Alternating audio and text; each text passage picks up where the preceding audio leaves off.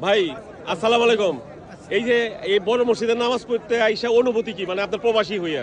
আজকে যে প্রবাসী হিসাবে আজকে অনেক ভালো লাগতেছে এবং আমাদের এমএসটা যেমন বাংলাদেশ বাংলাদেশ লাগতেছে আমাদের কাছে অনেক সেই আনন্দ ছোটবেলার হচ্ছে। ফিল করতে Feel পাইতেছেন? করতেছি যে সবাই এই যে একসাথে বাবার হাত ধরে যে নামাজে যাইতেন, নামাজে যাইতাম এমন লাগতেছে আজকে অনেক আনন্দ অনেক লাগতেছে। ভালো লাগতেছে।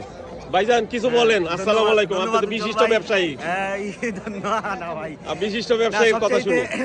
সবচাইতে বেশি ভালো লাগতেছে যে আজকে ওয়েদারটা খুবই ভালো এবং এত সুন্দর পরিবেশ, এত লোক সমাগম হয়েছে এবং সত্যিকার অর্থে বাংলাদেশের যে ইমেজটা আমেজটা সেই ছোটবেলার সেটা ফিল এখানে পাইতেছেন নাকি, যে এই যে সেটা- বাবার হাত ধরে সেটা যাইতেন, চাচাদের হাত ধরে যাইতেন?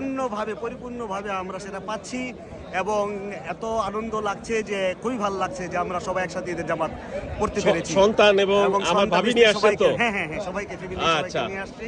সবাইকে ঈদের শুভেচ্ছা, ঈদ মোবারক। ভাইজান কিছু বলবেন, বলেন। জি, এদিকে আইসা অনেক আনন্দ পাইলাম এবং কি অনেক ভালো নামাজে লাগলো। আইসা? হ্যাঁ, দেশি বিদেশি সবার সাথে ঈদ উদযাপন করলাম।